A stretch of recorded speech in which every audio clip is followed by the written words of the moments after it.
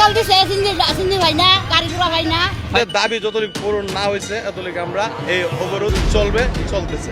দ্বিতীয় দিনের মতো চলছে সিএনজি অটো রিক্সা চালকদের কর্মবিরতি। শুভ দর্শক, এই মুহূর্তে আমি আছি ব্রাহ্মণবাড়িয়া জেলার নাসিরনগর উপজেলার সদরের কলেজ মোড় এলাকায়, যেখানে দেখা যাচ্ছে যে 3 চাকার গাড়ি শূন্য, যার কারণে চরম দুর্ভোগে পড়েছেন সাধারণ যাত্রীরা। নাসিরনগর স্টেশন থেকে কোনো গাড়ি টাড়ি হয় না, হরতাল অবরোধে আমরা অনেক কষ্ট হইতেছে, ঝামেলা হইতেছে। সিএনজি না থাকলে তো আমরা অনেক কষ্টে যাইতে হয়। এখন মোটর সাইকেল আছে, ওনারা বলে 500 টাকা দিতে হবে গেলে, বা এটা কি সম্ভব কোনোভাবে? টিকিট কাটতেছি, এখন সিএনজি পাইতেছি না, আসাম পাইতেছি না। আমরা ট্রেন টিকিট 15 দিন আগে টিকিট কাটছি, এখন ট্রেনে সিএনজির কারণে আমরা আসাম যেতে পারছি না, স্টেশনে যেতে পারতেছি না, অনেক ভোগান্তির শিকার আমরা।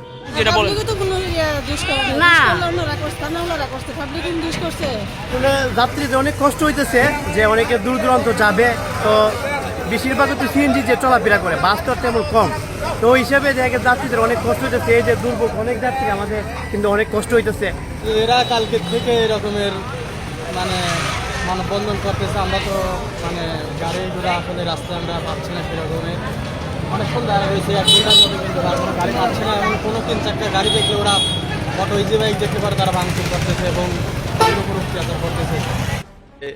আমাদের সমস্যা, সিএনজির যে সমস্যা, দেখা গেল যে ব্রাহ্মণবাড়িয়ার যে আয়ুর স্পির মাধ্যমে যে ব্রাহ্মণবাড়িয়ার ভিতরে 4-5টা পয়েন্টে যে সার্জেন্ট পয়েন্টগুলো আছে, আমাদের ব্রাহ্মণবাড়ি নাসিরনগর থেকে যে সিএনজিগুলো টিপ নিয়ে যায়, দেখা গেল তো অনেক সময় বিভিন্ন সেন্ট্রাল হসপিটালে যাওয়ার পরে দেখা গেল যে এই সার্জেনে সুবিধা দেয় রুগী আছে, হ্যাঁ, গাড়িটার সাইডা দেয়, তখন দেখা গেল রুগীটা নামায় আসতে পারে না, সিএনজি নেয়া এদের টানাই না বসে ঢুকাই দেয়। দেওয়ার পরে দেখা গেল যে বলে কাগজ দেন, কাগজ দেখতে গিয়া দেখা গেল যে 6 মাস 8 মাসের মতো দেখা গেল যে ডেট পিল আছে, ডেট পিল এটা থাকবেই। সরকারের প্রতি বছরই একটা সুযোগ সুবিধা দেয়, হ্যাঁ, এই ডেট পিল ভাঙার জন্য, রিনিউ করার জন্য। এখন এদের কত হলো, গাড়ি এখন ধরছি, এই 1 লাখ 1.5 লাখ নগদে টাকা দিয়া গাড়ি পরিশোধ করে, কাগজপাতি পরিশোধ করে তাদের কাছ থেকে নিয়ে যেতে হবে। তো সিএনজি ড্রাইভার তো কেটে খাওয়ার লোক, শ্রমিক, সাধারণ শ্রমিক, এত টাকা পয়সা নিয়ে তো আর থাকে না তারা। তাহলে এখন গাড়িটা রাখে, নগদই কোনো ধরনের মামলা সামলা দেয় না দিয়া দেখা গেল যে গাড়ি চুড়াই নিতে নগদই 1 লাখ 1.5 লাখ টাকা খরচা করিয়া, এই তখন দেখা গেল এইভাবে আমাদের 350 সিএনজির মতো এর এইভাবে নিয়ে আটকায় রাখছে। হ্যাঁ, এখন আমাদের দাবি ওই গাড়িগুলা নিঃস্বার্থে ছাড়তে হবে। আর আমাদের যে এই গাড়িগুলা আটকাইতেছে, রুটপাট পারমিট দিছে, শুধু আই রুটে বন্ধ আছে, হ্যাঁ, সরকারিভাবে আই রুটে বন্ধ আছে, রুটপাটের মধ্যে কোনো লেখা নাই যে ব্রাহ্মণবাড়িয়া কমার্শিয়াল যাওয়া যাবে না, পৈরতলা যাওয়া যাবে না, কাউতলির মোড় যাওয়া যাবে না। হ্যাঁ, এখন কেন এই প্রশাসনে এই ধরনের আমাদেরকে এই কষ্ট হয়রানি? আমাদের গত প্রায় 40 বছর ধরে আমাদের সংগঠনের এত হয়রানি আমরা হই না কোনো সময়।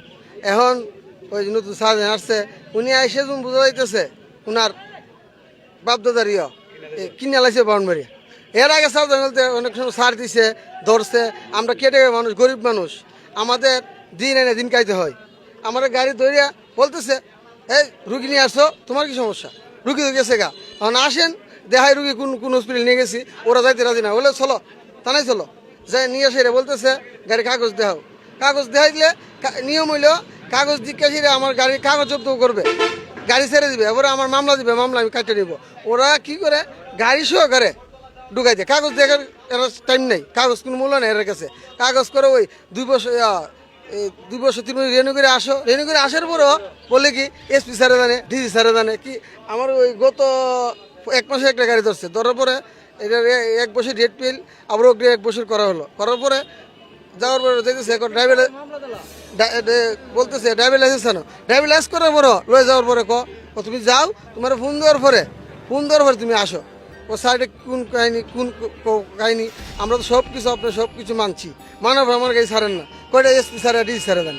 এরপরে এইভাবে তোমাদের ফোন দেবো, 3 দিন যাওয়ার পরে হয় না।